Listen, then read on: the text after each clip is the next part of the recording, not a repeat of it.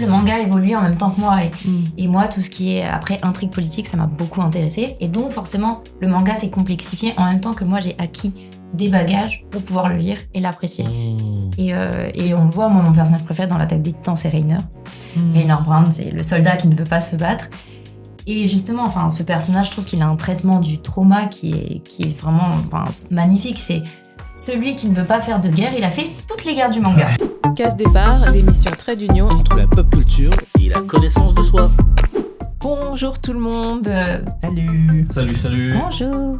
Et là, c'est la petite voix d'Ambre qui est là pour continuer l'émission Retour de Japan Expo et surtout explorer la thématique des traumas, du traitement des traumas dans les shonen et les seinen. Nous, ça me touche chaud. Soyez à l'écoute, ça va dépoter. Ravie d'être là. Après, c'est vrai que là, on a beaucoup parlé de seinen et de trauma parce que c'était la thématique trauma, le traitement du trauma, c'était un peu la thématique.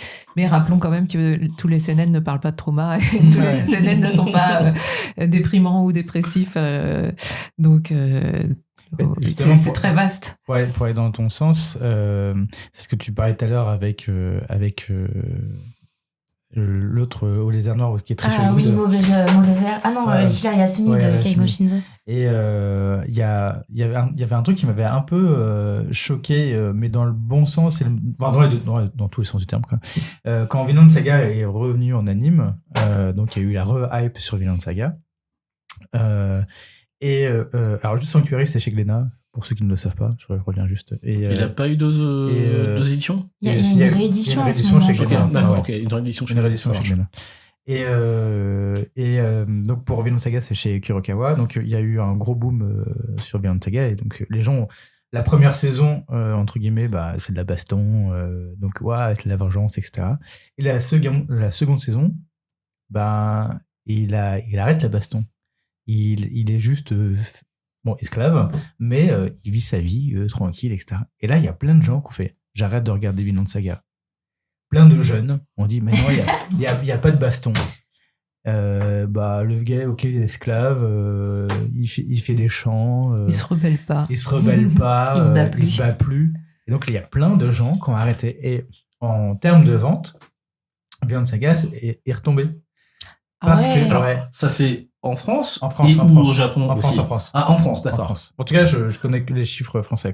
Ok. Mais en termes de vente, ça est retombé. Donc les gens, ils achètent les 8 premiers tomes qui font à peu près, qui font la première saison. Et après, les gens ne continuent pas forcément parce que, en tout cas, les jeunes ne continuent pas forcément. Parce que après, ça devient un truc où il fait sa petite vie tranquille, il bêche, il a un champ, etc. Ok, il est esclave, mais il va pas se rebeller. Mais ils n'ont pas compris qu'il y a toute une tension aussi dramaturgique derrière. Il y a un truc très politique aussi qui va derrière. Et c'est pas parce qu'il n'y a pas de baston qu'il n'y a pas de narration. Et alors que la première saison était concentrée sur la baston et sur donc il y avait ce côté-là où les gens ne sont pas allés beaucoup plus que sur la baston parce que en tout cas les jeunes ne sont pas allés plus que la baston parce que ça ne les intéressait plus sur le côté plus psychologique du personnage. Et plus politique, du coup, plus politique, tu disais. et plus politique aussi, parce qu'il ne se bat pas et qu'il est juste, ok, je fais ma vie d'esclave, et puis c'est tout. J'ai l'impression également que c'est un peu la même chose qui s'est passé pour l'Attaque des Titans, quand on a eu le changement de paradigme, qu'on est passé... Ah bon? Non, c'est un vrai je suis vraiment curieux, quoi. Ah bon? Après, moi, je l'étaye pas avec des chiffres, etc., mais j'ai remarqué avec des discussions que j'ai eues autour de moi, il faut savoir que l'Attaque des Titans, c'est dans ma trinité céleste avant, mais moi, ma trinité céleste, c'est Nana, Haikyuu et l'Attaque des Titans. C'est bon, c'est pas dans ma trinité, mais je... Voilà, moi, en fait, c'est les mangas qui m'ont suivi longtemps et qui m'ont... Vas-y, qui m'ont suivi longtemps, en fait, et qui m'ont construit dans mon parcours de lectrice. Donc, forcément, l'Attaque des Titans, il faut savoir, je suis une très, très grande lectrice de shoujo, j'adore ça. Et quand j'étais plus jeune, j'avais la chance d'être à Narbonne et d'avoir une librairie, une BD compagnie qui est superbe, qui d'ailleurs s'est agrandie, donc je suis trop contente, pour pouvoir lire beaucoup. Je lisais beaucoup de shoujo. Et en fait, j'ai découvert l'Attaque des Titans, je sais pas pourquoi, ça m'a attirée. Il y avait beaucoup moins de sorties qu'à l'époque, et donc ça devait faire 1 ou 2 mois que c'était sorti en France. Et je sais pas, ça m'a attiré. Je me suis dit, j'ai ouvert un peu, je l'ai feuilleté dans la librairie. T'as dit c'est moche. Et non, en fait, pour avoir, moi, je suis pas très. Je deviens de plus en plus exigeante forcément, mais j'avais lu beaucoup de shoujo, c'était à peu près le même style graphique, et là c'était tellement différent que ça m'a vraiment happé. Et bam, ça arrive et il y a une invasion par des titans. Enfin, vraiment, moi, ça m'avait... Phantom, tu fais, mais qu'est-ce qui se passe? Moi j'ai ouvert ça et j'ai dit, c'est possible de faire ça dans un manga, ils ont le droit et tout ça. Et en fait, forcément, j'ai découvert ça, je devais avoir 14-15 ans. Et donc le manga évolue en même temps que moi et moi tout ce qui est après intrigue politique ça m'a beaucoup intéressé et donc forcément le manga s'est complexifié en même temps que moi j'ai acquis des bagages pour pouvoir le lire et l'apprécier et on le voit, moi mon personnage préféré dans l'Attaque des Titans c'est Reiner Brown, c'est le soldat qui ne veut pas se battre et justement enfin ce personnage je trouve qu'il a un traitement du trauma qui est vraiment magnifique. C'est celui qui ne veut pas faire de guerre, il a fait toutes les guerres du manga. Sur toute la narration, sur toute la timeline, il les a toutes faites. Et c'est un personnage qui veut mourir, en fait. Et c'est pour ça qu'il va au combat. Et c'est pour ça qu'il s'est illustré pendant l'ellipse, et non pas l'éclipse, qu'on a eu, qui s'est illustré parce qu'en fait, je pense que c'est un personnage qui voulait partir pour mourir et qui a fait des exploits inhumains parce que, forcément, il pouvait pas... Enfin, il partait, pour lui, c'était un voyage sans retour et que, justement, il était déçu de rentrer à chaque fois.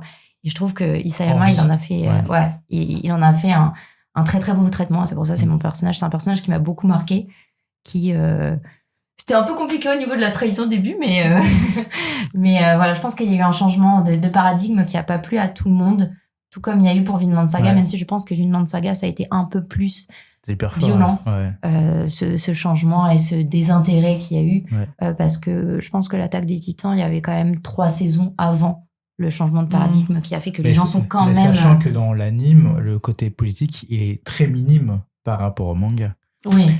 Donc ça a été hyper minimisé. Dans le manga, l'arc politique, il fait bien 3-4 tomes. Dans le manga, il y a 3 épisodes grand max, quoi. Oui, voilà, c'est ça. Et dans l'anime, tu veux dire? Ouais, dans l'anime, ouais. Ouais, pardon, dans l'anime. Et ce qui est dommage, parce que, mine de rien, le sel de l'Attaque des Titans, c'est quand même la politique. Tout l'aspect politique, parce que le côté combat, oui, ça existe, mais ça n'existe pas. En tout cas, l'île n'existe pas s'il n'y avait pas le contexte politique, quoi. Oui, c'est ça. Et je pense que, en général, les enjeux politiques, les traumatismes ou les histoires entre les personnages, c'est aussi ça ce qui donne autant d'enjeux au combat, aux guerres qu'on peut lire, que ça soit autant, selon moi, dans un shonen, dans un seinen, que comme dans un shoujo. Même si, forcément, les shoujo d'action, c'est moins représenté en France. Mais pour rebondir aussi, justement, sur les liens du sang, j'y pensais tout à l'heure, mais en shoujo, pour moi, c'est une nouvelle de Moto Hagio que j'ai adorée, que j'ai découvert très récemment, c'est La Princesse Iguane, qui parle d'une relation mère-fille. Et une mère qui n'aime pas son enfant, et comment, en fait, cet enfant va surmonter ou non le traumatisme et j'ai trouvé que c'était une très belle histoire. Et pour la petite sœur, je l'ai fait lire à mon copain et il a adoré. Donc comme quoi, c'est pas parce que c'est pour les filles que c'est moins intéressant, que les garçons vont pas du tout aimer. Si moi j'ai aimé Naruto et que on a pu s'identifier à un petit garçon qui avait un démon dans le ventre, je pense que s'identifier à une petite fille, c'est pas la mer à boire. Ouais, c'est clair. Je crois qu'on avait un peu abordé aussi le fait que les segments marketing n'étaient pas forcément applicable aujourd'hui. Oui. Mais Moto Hagio, moi c'est mon ex qui m'a fait découvrir Moto Hagio et je me rendais pas compte que j'avais déjà lu Moto Hagio. Pour moi c'était pas du manga, c'était juste des histoires. Et j'avais pas, pour moi c'était assez dans la catégorie BD. Je sais pas pourquoi, mais je l'avais pas du tout référencé comme quelque chose qui était du manga. Je pense que déjà à l'époque, je pense pas que j'avais les codes quand j'étais plus jeune, mais j'avais lu la plupart de ces histoires sans m'en rendre compte que en fait c'était du manga et qu'il y avait tout le côté marketing et tout, parce que c'était tellement transgénérationnel que ça pouvait aussi, quand t'es petit, tu lis ce que t'as envie de lire et tu vois les belles images de Moto Hagio, et quand tu t'es à l'adolescence, ça te marque parce que mine de rien elle arrive hyper bien à montrer l'adolescence. Dans ce qu'elle écrit, et quand t'es adulte, tu vois tout le côté psyché, et tu fais ah ouais, mais elle est incroyable. Parfois c'est pas plus mal aussi de pas avoir les codes, et comme ça je sais que en général les femmes, pour nous c'est plus facile de naviguer entre les genres, mais je sais que souvent du fait de pression sociale où on pense que ça peut être moins intéressant, je sais que pour les hommes c'est plus compliqué de se dire je vais lire ce shoujo Enfin, je sais qu'en général, c'est compliqué. Et pour ceux qui s'intéressent, la princesse Iguane, du coup, elle est dispo dans l'anthologie de l'humain chez Glénat, qui ont fait une superbe réédition. Et franchement... la plupart des œuvres de Moto Hagio ont été rééditées là, chez Glénat. Donc, et Akata aussi. Et Akata, ouais. Et Akata qui a mis dans une superbe collection Héritage. Il y a Barbara, le clan des Pots. Et donc, c'est super intéressant. En plus, elle a eu une très belle exposition à Angoulême. J'ai eu la chance de pouvoir y aller. Et d'assister aussi à la conférence de Moto Hagio, qui est quand même un sacré bout de femme, hein, franchement. Et justement, je pense qu'elle aussi, elle est très intéressante parce que elle a eu un vécu personnel assez terrible avec sa famille. Et donc, elle fait beaucoup d'histoires qui parlent de ça, qui parlent beaucoup d'histoires de secrets familiaux, de traumas générationnels et familiaux. Donc, si ça vous intéresse aussi, il n'y a pas que dans le seinen, aussi le shoujo. Et on le voit par par comment se définit le shoujo. Il y a beaucoup d'introspection dans le shoujo, donc forcément, ceux qui cherchent pas mal d'œuvres avec des thématiques d'introspection, il y aura le shoujo, et il n'y a pas que dans la romance lycéenne, même si je trouve qu'il y a d'excellentes romances lycéennes en France qui sont publiées avec beaucoup de thématiques d'introspection, sans forcément avoir le côté trauma. Mais il y a beaucoup de shoujo qui parlent quand même beaucoup de traumatisme et de comment on se relève de ce traumatisme. Moi, il y a un shoujo qui m'avait fou. Quand je le relis, je pleure tout le temps, c'est Le Sablier. Ouais. Ah oui, ouais. C'est un mangaka est malheureusement décédé l'année dernière. Et en fait, on suit donc une petite fille, on va la suivre jusqu'à 20-25 ans, qui retourne, sa mère va pas bien du tout, elle s'est fait quitter par son père, elle retourne dans sa ville natale et sa mère se suicide. Et comment le suicide de sa mère va impacter sa vie de toute son enfance, sa relation aux hommes, sa relation à elle-même, et comment elle, ça va l'impacter toute sa vie et comment elle va évoluer avec. Mais il est compliqué aussi à lire celui-ci. Hein. Non, je suis en train d'écrire les mangas pour pas les oublier. Je pourrais te donner la liste si tu veux après. Donc t'as retrouvé ton idée ? Pas du tout. Non, c'était très fugace. Ça reviendra. Tu nous couperas, tu diras « Ah, c'est bon, j'ai retrouvé !» Et on te laissera parler. Mais sinon, non, j'avais par rapport à ce que tu disais sur le fait d'avoir les codes ou pas, ce que je trouve intéressant, justement, c'est... 1 heure. Ok. Par rapport au fait d'avoir les codes ou pas, quand on lit et qu'on relit une œuvre, on voit pas forcément les mêmes choses. Et je trouve aussi qu'il y a des titres qui ont des niveaux de lecture différents. Et je m'en rends compte parfois en lisant des bouquins avec mon fils, ou Yotsuba par exemple. Bon, j'en parle beaucoup. Yotsuba, c'est un bouquin feel good. Lui, il voit l'humour premier degré, il voit les bêtises de Yotsuba, et moi je me marre des réactions du papa ou des adultes, de Jumbo, tout ça, et lui il comprend pas forcément genre les jeux de mots, le fait de, par exemple, quand le papa a dit c'est pas bien de mentir alors que pendant toute l'histoire il a menti, ou un truc comme ça. Enfin, il y a des petites subtilités pour lesquelles on a des différences de lecture, et je trouve ça rigolo. Et pour revenir sur les traumas, Spy Family, c'est hyper intéressant par rapport à ça, parce que Lloyd, ouais, j'allais dire Twilight, mais bon, lui, trauma de la guerre, hyper fort, qu'on voit un petit peu réapparaître, mais lui, du fait de devoir jouer tout le temps des personnages, il s'empêche lui-même, par la vie qu'il a choisie, d'aller dans la résolution de ce trauma. Et en même temps, la situation dans laquelle il se retrouve, ça vient titiller l'enfant intérieur et lui, l'enfance qu'il a vécue. Et du coup, la grille de lecture, quand tu as des grilles de lecture qui t'amènent à t'intéresser à la psychologie des personnages, tu te dis waouh, c'est amené de manière très subtile et facile à lire, alors que si tu faisais un traitement CNN, justement, il y aurait une serait plus lourd peut-être à traiter. Là, ce qui est trop bien aussi, à chaque fois je le dis, c'est que même on l'avait dit dans la discussion, je trouve ça très drôle que l'auteur a mis Lloyd devant une position de psychiatre. Oui. Je trouve ça tellement drôle. Oui, on l'avait évoqué à la conférence. Je trouve ça très drôle. Et là, dans les chapitres qui sont pas sortis en France encore, mais qui sont sur Manga Plus, l'auteur, il a fait un arc incroyable, qui est pas du tout sur les héros, mais un arc très fort sur des personnages secondaires, mais qui montre le côté dramatique d'une guerre. Super. Et sur la distance, sur l'amour et la distance. Et ce que la guerre peut amener de schémas dramatiques dans une relation de personnes. Et en plus dans un contexte où il y a quand même pas mal de guerres actuellement, etc. Donc il y a ce qu'il avait déjà fait à l'époque avec Lloyd, quand l'épisode avec l'enfance de Lloyd s'est sorti à peu près en même temps que la guerre en Ukraine. C'est concours de circonstances, je pense, parce qu'il avait déjà fait les trucs, mais c'était genre, moi je me rappelle avoir lu le chapitre sur la guerre au moment où j'apprends la guerre en Ukraine. Ah ouais. Et donc même dans les commentaires et tout, waouh, le reflet, ce qu'il savait, enfin, tu vois, il y avait un truc, un reflet de situation, il y a des enfants qui meurent, etc. Il y a vraiment ce truc-là qui est arrivé, pile poil le jour où on apprend qu'il y a des frappes et tout, ça. Et donc, moi, je suis en train de lire, et j'ai un truc, je vois à la télé à peu près la même chose. Je fais, ah ouais, là, le pas, il est franchi, quoi. Et donc là, et je lis ce chapitre-là de la distance, etc. Et pareil, donc je regardais un documentaire sur Gaza, etc. Et sur la distance. Et bim, je tombe sur ça.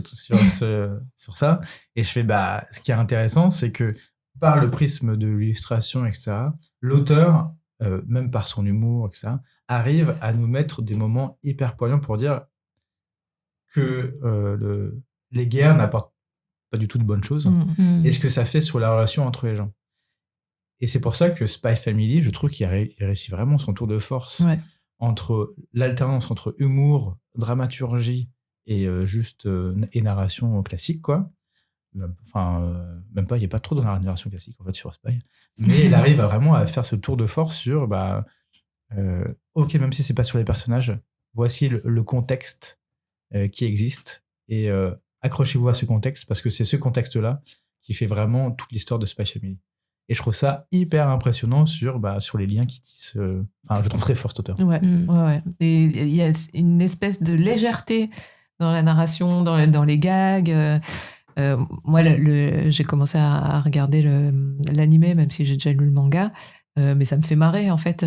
Et en même temps, tu sais que le contexte est hyper lourd de guerre froide, qu'il y a des traumas chez plusieurs protagonistes, enfin, quasiment tous les protagonistes. Ouais. Et comme tu dis, malgré ce contexte-là, on a de l'action, on a de l'humour, on a de la romance. Et moi, l'humour de Spy Family, j'adore.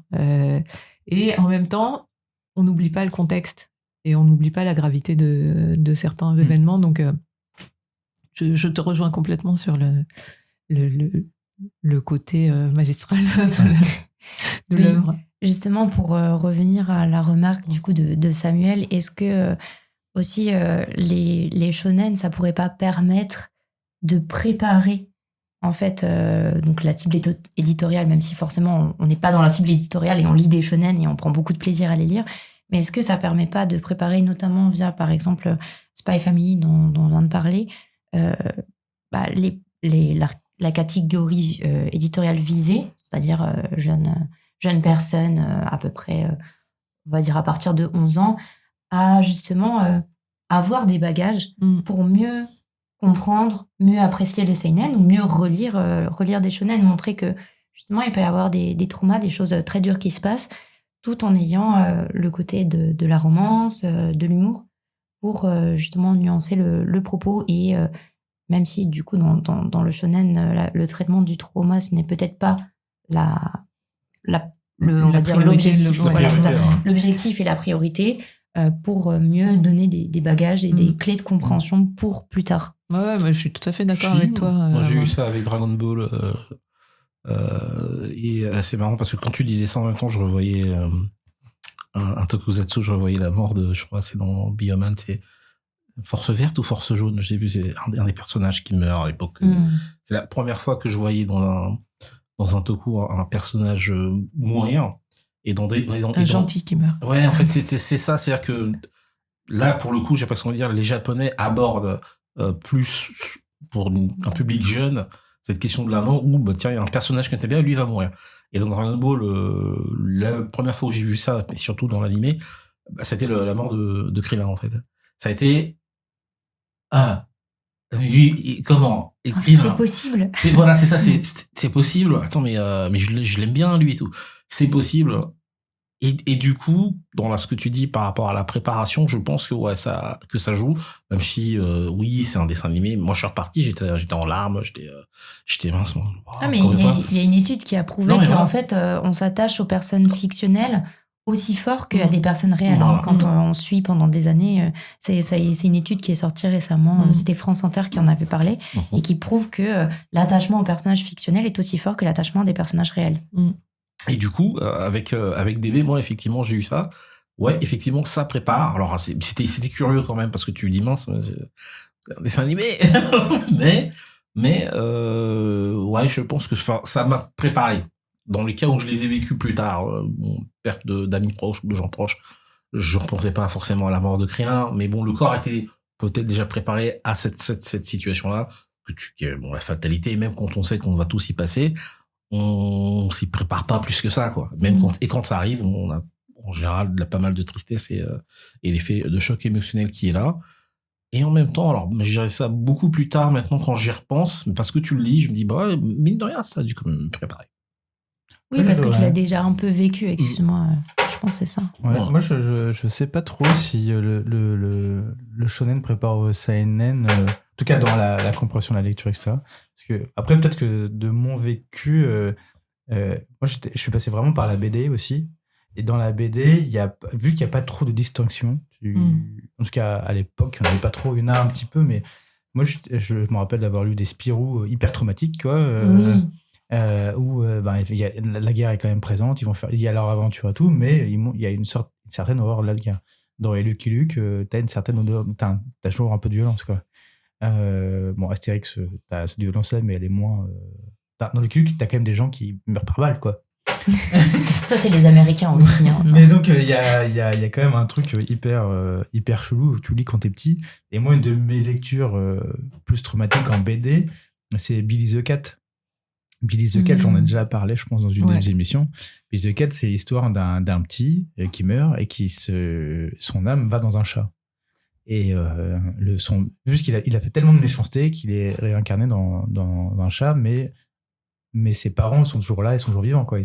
Donc il veut rentrer dans cette famille, mais il reste un chat de gouttière. Et la fin est horrible parce qu'il n'y arrivera jamais. Et donc moi j'ai vu ça quand j'étais petit, le dessin est hyper mignon, c'est trop chou. Enfin, mais tout le truc, tu regardes les couvertures, tu vois le chat avec de la neige. Le deuxième truc, tu vois le chat qui regarde ses parents.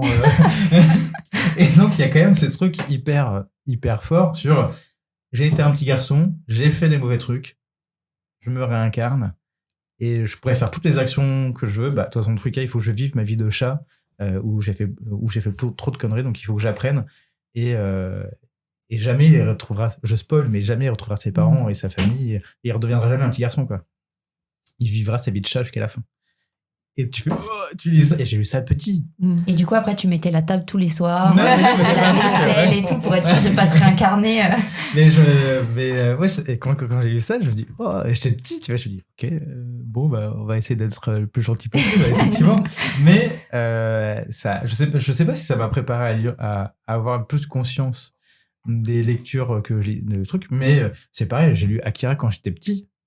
Parce que c'était à Continent, oui, ça n'existe plus maintenant, Continent, c'était l'ancien Carrefour, mais c'était à côté de Dragon Ball. Donc, une fois que j'avais fini Dragon Ball, tiens, un autre truc, hop, je lisais, et j'étais tombé sur Akira. Donc, je pense que c'est par rapport aux lectures, ce qui te fait envie, qui te prépare à différentes lectures, et après, tu as une conscience de lecteur qui arrive sans trop faire gaffe, quoi. Moi, en fait, là où je... La variation. Ouais. par rapport à ce que tu dis, on revient sur les codes, tu vois, en fonction de là où t'en es dans ta vie, tu perçois pas les histoires pareilles, je pense, et ça résonne pas pareil. Et par rapport là où je rejoignais Ambre, c'était sur la préparation plus émotionnelle. On parlait de faire tourner les émotions, de transmutation émotionnelle tout à l'heure. Quand je dis transmutation émotionnelle, j'ai l'impression de dire un truc hyper complexe, mais en vrai, c'est de réussir à exprimer ses émotions, à retourner dans une certaine un équilibre, quoi, d'avoir un ressenti et une expression assez naturelle de ses émotions. Mais ouais, je pense que le shonen permet cette espèce d'entraînement sur des choses qui vont parler au lectorat, un lectorat jeune.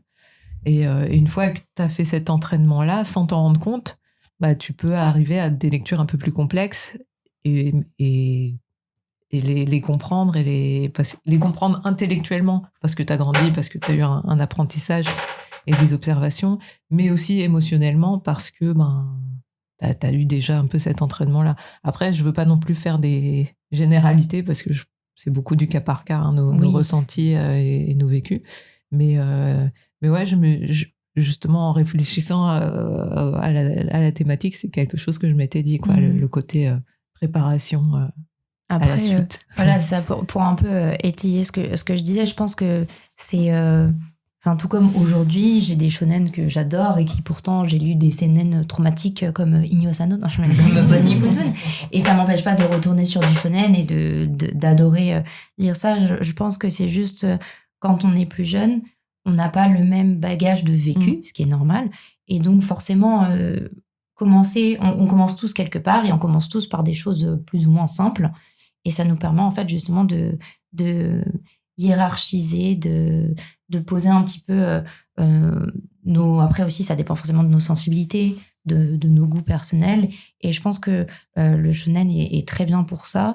Et que, justement, notamment la remarque faite par Samuel, c'est que lui, peut-être qu'actuellement, il est plus en recherche d'introspection sur le trauma, que ça soit une introspection positive ou négative, qu'on arrive à le surmonter, qu'on n'arrive pas à le surmonter, que lui donne le seinen, qu'aujourd'hui, le shonen ou les shonen qu'il a lus ne lui ont pas donné. Donc, je pense que c'est une préparation, mais après, ça peut être... on peut lire du shonen qui peut nous donner des bagages pour continuer à lire du shonen, pour lire du seinen, pour lire du shoujo, ou ça peut être une fin en soi, entre guillemets. Je pense que ça peut aussi aider, mais que comme on commence tous quelque part, forcément, la porte d'entrée en général dans les mangas, ça peut être du shoujo, du shonen, parce que si c'est directement du seinen, peut-être qu'on n'a pas tous les tenants, les aboutissants, peut-être que c'est pas ce qui nous intéresse. Je m'en souviens, pendant la saison 4 de l'Attaque des Titans par Mappa, mon petit frère voulait absolument regarder avec nous, mais il avait 12 ans. J'ai dit, tu peux regarder avec nous, mais tu vas pas aimer autant. Et en fait, donc on le faisait regarder avec lui, mais il fallait regarder presque 2 fois parce que le premier, c'était, j'étais en commentatrice sportive de tout ce qui se passait, lui dire, alors il a dit ça parce qu'en fait, ça fait référence à ça, etc. Et donc, il prenait forcément moins de plaisir que sur les premières saisons, ce qui est normal, puisque les premières saisons, c'est vraiment estampillé shonen.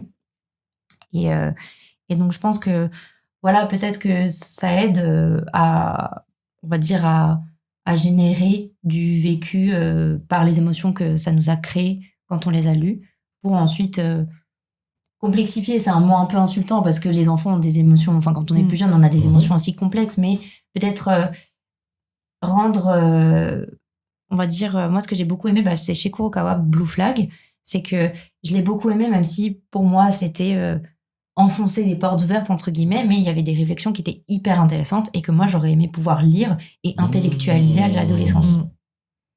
Et je pense que voilà, ça permet d'intellectualiser certaines choses auxquelles on n'a pas réfléchi, parce que quand on est adolescent, on va au lycée, on va au collège, on fait nos devoirs, on voit nos potes, on joue à Dofus, parce que j'adore Dofus, on joue à Dofus, on se connecte avec les amis, et on se dit pas... Alors, du coup, je vais réfléchir à ma journée, je vais l'analyser. Il y a cette interaction qui m'a pas plu. Pourquoi ça ? Je pense qu'on est plus à ça. Enfin, il y a trop de choses. Il y a trop de choses. Il y a trop de stimuli. On se construit en tant que personne. Il y a les hormones aussi. Il y a il y a trop de choses qui font que on n'a pas le temps de se poser pour ça et que c'est pour ça qu'on le fait plus tard. Ouais. Il y avait dans ce truc-là, il y avait une des lectures qui m'a un peu construit à l'adolescence, c'est Onion Clover. Onion Clover, Oui, je connais oui, bien sûr. de Chika Umino. Ouais, je l'ai pas lu. C'est ça, celle qui fait March comme Zlin, like Lion. Ouais, qui est hyper bien, qui est un peu plus technique. Oui, mais du coup, c'est un seinen en plus pour le coup.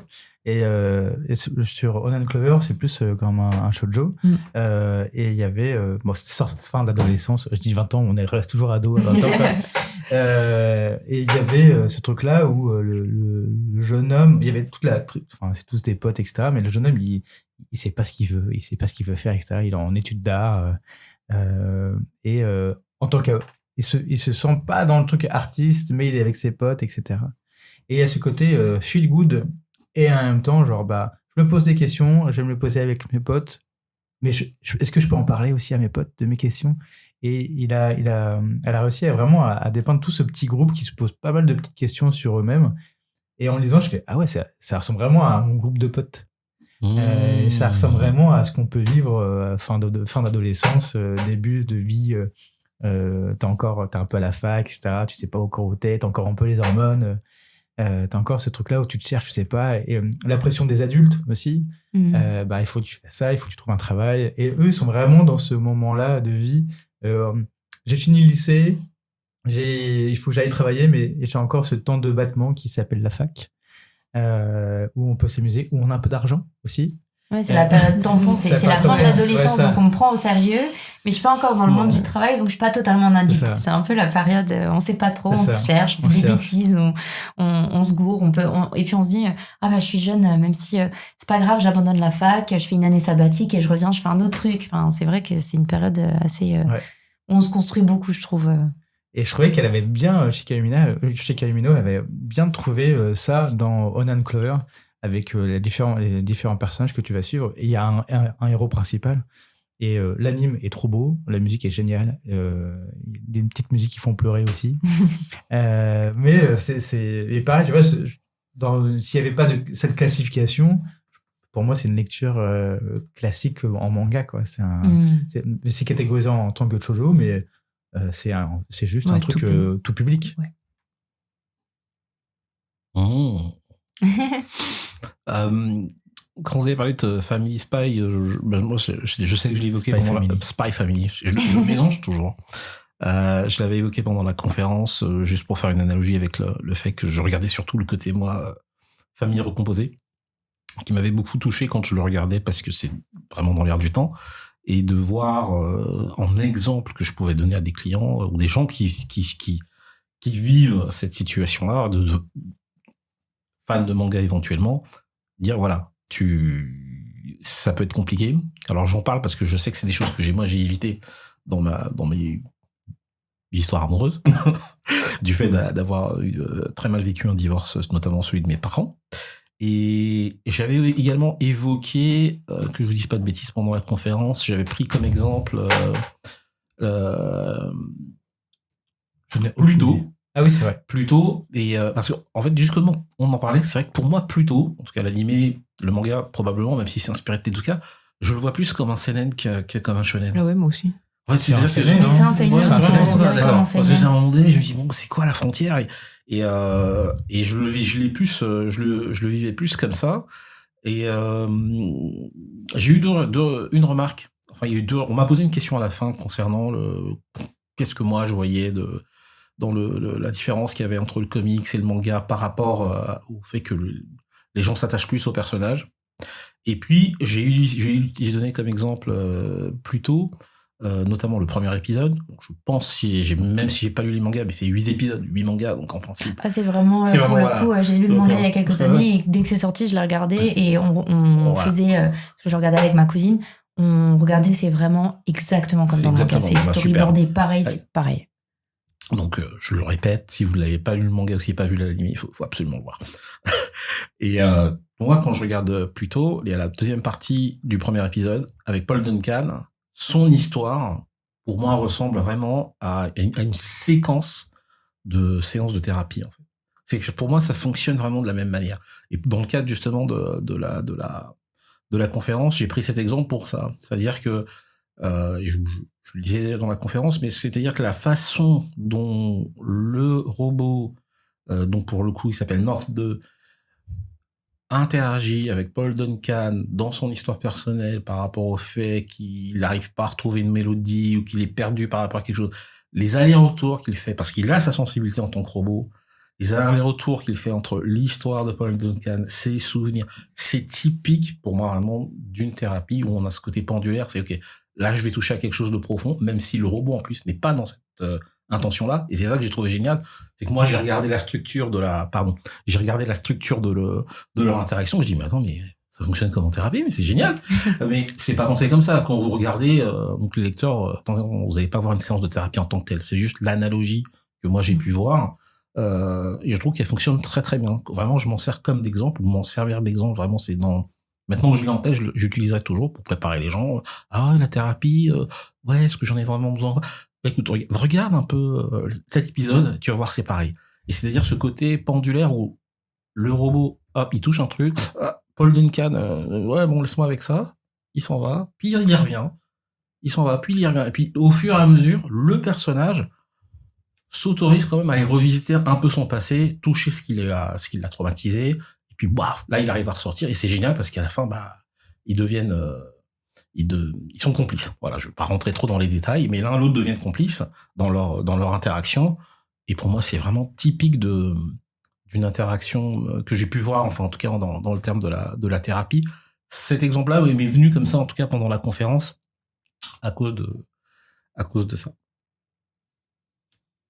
Ok. C'est super intéressant, j'avais jamais imaginé cette scène comme ça, mais effectivement je trouve que ça fait une très belle... Ça m'est revenu parce qu'en fait tout plutôt fonctionne comme ça en fait. Quand on regarde bien, toute l'histoire des personnages principaux, j'ai oublié le nom celui qui est policier.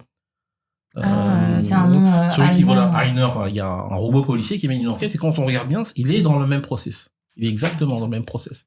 Il fait des allers-retours entre il y a un truc qui le concerne, puis il y va, puis il revient, et puis ils avancent tous comme ça. Quand on regarde, peut-être pas moins c'est beaucoup moins vrai pour comment il s'appelle pour Astro, mais pour North 2 et puis même pour les autres robots, il y a cette construction là.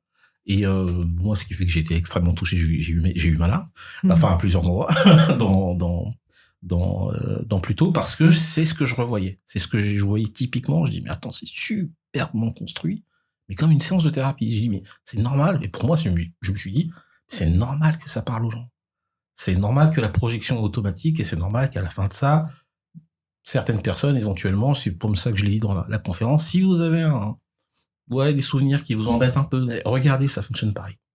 Et du coup, le policier s'appelle Geist. Geist, voilà. Ah, désolé, l'histoire de Geist. J'ai pas fait le vidéo allemand. Non, mais Geist, son histoire, elle fonctionne pareil, quoi. Et là, pour le coup, dans le cadre des exemples que j'avais cités, il y a ce qui me revenait et je trouve que ça fonctionne très bien. Et mais en plus, c'est une narration. Okay. Moi, j'avais lu il y a super longtemps le manga. Du coup, mes souvenirs sont quasiment effacés. Mais à t'écouter, là, je vais regarder l'animé. En plus, tu dis que c'est la même chose et je vais mettre mon attention là-dessus. À tous les niveaux, curieuse. Narration, graphiquement, rythme, musique. Enfin, ça faisait longtemps que j'avais pas vu un animé où, waouh, tu finis. Et puis, tu sais, pendant 2 jours, je me suis remis à regarder. C'est très rare, enfin, ces derniers temps, que je me remette à Spy Family. J'ai eu ça avec Spy Family. Mais non, franchement, ça vaut vraiment le coup, quoi. Vous perdez pas votre temps à regarder plus tôt. On vous vole pas, quoi. La narration, la longueur des épisodes, chaque épisode dure 1h, 1h10, parce qu'en fait, chaque épisode adapte un tome du manga, qui est en 8 tomes, qui est chez Kana, je crois, parce que Kana, il possède presque tout chez c'est de Naoki Urasawa, qui pour moi a une maîtrise de la narration qui est vraiment quand même assez exceptionnelle. Sur les fins, on passera, mais la narration, moi je me souviens quand j'avais lu Monster, en fait j'avais lu les 3 premiers tomes à peu près en même temps, et en fait entre le tome 3 et le tome 4, je crois, j'ai pas lu pendant 2 ans et demi, et je me suis dit oh là là, il va falloir que je relise tout. Et en fait, non, j'ai réussi à j'ai relu dès le tome 4 et en fait, tout a été reconnecté parce que je trouve que c'est un excellent maître de la narration. Moi, il me fait beaucoup penser, parce que quand j'étais en prépa, on a étudié André Gide, Les Faux Monnayeurs. Mhm. Et il m'a fait penser à ça parce que Les Faux Monnayeurs, c'est une histoire. En fait, l'histoire principale, on la suit pas vraiment parce qu'en fait, elle est noyée sous une dizaine, voire une centaine de sous-intrigues. Et en fait, pour moi, Naoki Urasawa, il est très fort pour faire ça. Pour en fait suivre l'histoire principale, mais l'agrémenter de sous-intrigues extrêmement intéressantes et qui raccrochent les wagons de l'histoire principale. Je trouve que c'est vraiment il est très fort dans cette narration-là. Sur Billy Bat, c'était vraiment je me suis dit, où est-ce qu'il va? Et il a comme réussi à raccrocher les wagons, parce que je sais pas combien il y a d'intrigues dans Billy Bat, il y a combien de temporalité. Il est parti hyper loin et il a réussi à trouver une fin qui est ça va. Mais je me suis dit, il va jamais trouver de fin sur Billy Bat, parce que Billy Bat, je sais pas si vous voyez l'histoire. Moi, j'avais commencé à lire et puis j'ai pas. En fait, moi, c'était le grand souci pendant longtemps avec Naoki Urasawa, c'est que j'accroche au départ, à un moment donné, ça me gonfle. Et j'avais eu ce problème-là avec Pluto, parce que je vois son schéma narratif, et bien à un moment donné, mon cerveau a dit, c'est bon, j'ai eu 20th Century Boy, j'ai décroché, j'ai eu Monteur, j'ai décroché, et ça a réagi de la même manière. Là, j'ai eu tort. T'as décroché à 20th Century Boy. Après, je suis d'accord que Naoki Urasawa, moi j'aime beaucoup sa manière de construire le récit, mais une fois qu'on a lu 2-3 de ses œuvres, il utilise toujours les mêmes mécanismes, quand même c'est plutôt c'est de la science-fiction. Monster, ça va être vraiment un peu un thriller, comme un thriller historique presque, mais c'est vrai que quand on connaît ces mécanismes, après c'est souvent la patte. Il y a plusieurs mangaka, c'est pareil. Inu Asano, ça va être pareil. Ayazawa, j'ai lu quasiment toute son anthologie. C'est pareil, enfin forcément, chaque auteur a ses propres thématiques, ses propres formes de narration. Mais c'est vrai que Naoki Urasawa, comme il va beaucoup dans le thriller, les intrigues, forcément, c'est comme en littérature, quand on connaît les ressorts préférés des auteurs, forcément, à terme, on se dit bon, c'est toujours la même chose. Ouais, du coup, je l'ai un peu zappé à cause de ça, et je l'ai vraiment regretté pour Pluto, j'ai vraiment regretté. Billy Bat, j'avoue que j'étais assez le chaussurier qui arrive à toutes les époques, etc. C'est l'inspiration, en gros, qui arrive dans toutes les époques et comment ça inspire les personnes. Je trouve ça hyper malin. Là, c'est un truc un peu déconstruit. Je sais même pas s'il savait où il allait, quoi. Et il arrive à retrouver le truc. Bah oui, c'est l'inspiration qui devient le maître mot avec une belle phrase et tout à la fin. C'est un peu long. Je sais plus, il y a une trentaine de tomes. Oui, je crois qu'il y en a beaucoup. Et c'est un peu long. Des fois, il y a des tomes qui ne servent pas à grand chose, mais j'avoue que le message final est quand même assez intéressant à voir, quoi. Et donc, j'avoue que là, j'ai suivi du début à la fin. Ça a été plutôt cool, quoi. Et grosse surprise aussi avec Yawara, qui est plus une comédie. Et tu dis, il excelle aussi, il est bon en comédie. Donc c'est pas mal, quoi. Et bon, pour peut-être on peut clore, j'arrive plus à prononcer les mots, sur les traumas. Si on synthétise un peu, globalement, finalement, je pense que Ambre a un peu dit quelque chose de très important au début par rapport à Berserk, le fait que tu l'aies pas encore lu. Qu'on ne l'ait pas encore lu tous autour de la table, aller vers des œuvres qui nous attirent, qu'on a envie de lire, c'est plutôt la base, genre c'est essentiel. C'est valable pour le manga comme c'est valable pour tout. Je pense que si une œuvre nous attire, c'est qu'il y a quelque chose, une sorte de magnétisme, il y a un truc qui fait que c'est peut-être le bon moment, ou pas, parce que moi des fois j'ai acheté des bouquins, je les ai gardés chez moi et je les ai lus plusieurs années après. Mais il y a un terme japonais, justement, c'est pas tsundoku ou quelque chose comme ça, il y a un terme japonais qui veut dire en fait acheter des livres et les réserver pour le bon moment. Et une fois, j'ai eu une analogie aussi qui disait, à prendre du recul par rapport à ça, parce que justement, on est dans une société qui pousse quand même beaucoup à la consommation, mais si vous avez envie d'acheter un livre, en fait, ne pas sentir de pression pour lire ce livre, et en fait, considérer chaque livre comme une bouteille de vin. Et en fait, on la met dans sa cave à vin et on le ressort pour la bonne occasion. Ah, c'est chouette ça. J'aime bien cette analogie. J'aime beaucoup cette analogie aussi. Et du coup, par rapport au trauma aussi, pour avoir accompagné quelques personnes, pas forcément sur des traumas, mais ou alors des petits traumas, je pense que il y a des timings, en fait, même par rapport en m'observant moi-même, il y a des moments où on est prêt à lâcher certaines informations, même à conscientiser certaines informations. Même pendant une séance, on arrive à une séance en se disant, ah bah tiens, moi, il y a ça qui m'embête en ce moment, je veux trop parler de ça. Et puis en fait, quand on en parle, on se rend compte qu'il n'y a pas d'émotion qui sort, ça fait un peu pétard mouillé. Et puis, quand on a quelqu'un d'aguerri et de doué en face, cette personne va, ou si on est en confiance aussi, c'est très important, au fur et à mesure, on va détricoter la pelote et on va arriver au vrai sujet. Et moi, ça m'était arrivé aussi en faisant une séance à quelqu'un où la personne, elle arrive, elle dit, bah, aujourd'hui, ça va, j'ai rien à aborder. Et puis en faisant les process que j'avais pris de coaching, et ben finalement, on est arrivé au dossier à traiter. Elle m'a dit, mais je sais même pas pourquoi je t'ai dit ça. Et en fait, je l'ai très bien pris. Je me suis dit, c'est un beau signe de confiance et c'est que c'était le moment. Donc voilà, ça veut dire que même pour les lectures, il y a des timings, pas de pression. Et si vous écoutez cette émission, c'est peut-être aussi parce que vous êtes intrigué par les émotions que vous provoquent certaines lectures, peut-être aussi les questionnements, notamment par rapport au trauma. Si Samuel se demande est très intéressé par les personnages qui sont bloqués dans leur trauma, peut-être que c'est qu'il a quelque chose à aller voir de ce côté-là par rapport à lui-même ou un proche. Et dans ce cas-là, il y a peut-être une exploration à faire seul ou accompagné. Accompagné, ça va plus vite. Mais voilà, il n'y a pas de... Souvent, quand il y a quelque chose qui nous tique dans ce qu'on va lire, c'est que soit on a besoin d'un accompagnement, soit on a besoin d'en parler aussi à quelqu'un qui va nous diriger vers un accompagnement. Mais c'est vrai que les lectures...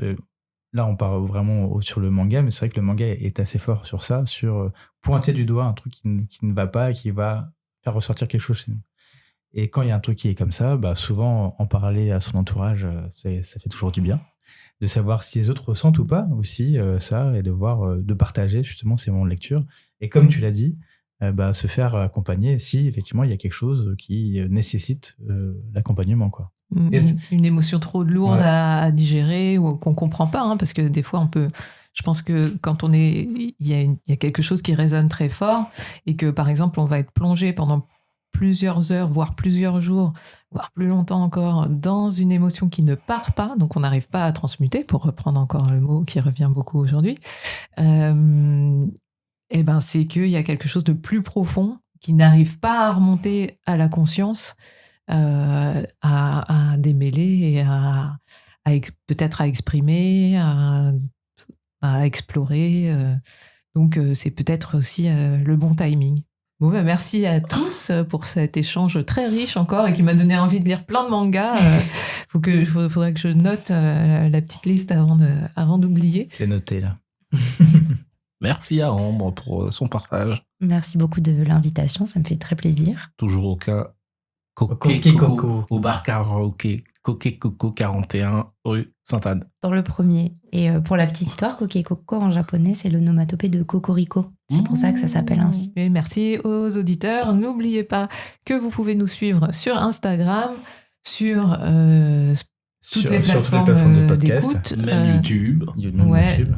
Bien sûr, vous pouvez nous laisser des petites étoiles, des pouces. Des Stella, pas que des Stella. Et aussi, vous pouvez aussi nous rejoindre sur Discord qu'on va essayer de remettre à jour. Mais j'ai vu qu'il y a quelques-uns qui étaient arrivés, donc on va essayer de remettre à jour un petit Discord. Moi aussi, j'ai eu un message. Vous avez raté ceci sur Discord. Ouais. J'étais il se passe des choses. Il se passe des petits trucs. Ça commence à revenir. Donc n'hésitez pas à venir sur Discord pour proposer des thèmes.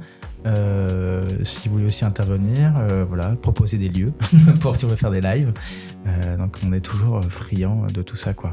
Et bien sûr aussi en MP sur Instagram. Je pense que c'est la plateforme qu'on lit le plus. Ouais. Donc voilà, au plaisir d'échanger avec vous prochainement. À très bientôt. Salut, à très vite. Casse Départ, l'émission Trait d'Union entre la pop culture et la connaissance de soi. Retrouvez-nous sur toutes les plateformes d'écoute de podcast et sur YouTube.